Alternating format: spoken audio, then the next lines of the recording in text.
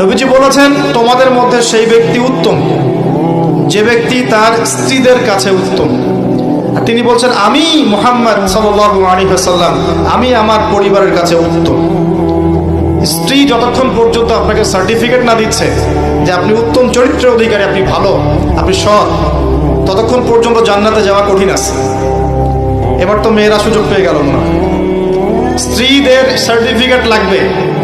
বাইরে ভালো থাকা সহজ, বাইরের মানুষের সাথে ভালো মেলামেশা করা সহজ, বন্ধুদের সাথে, হ্যাঁ, তার কলিগদের সাথে, ওয়াজ মাহফিলে এসে, মসজিদে গিয়ে ভালো আচরণ করা সহজ।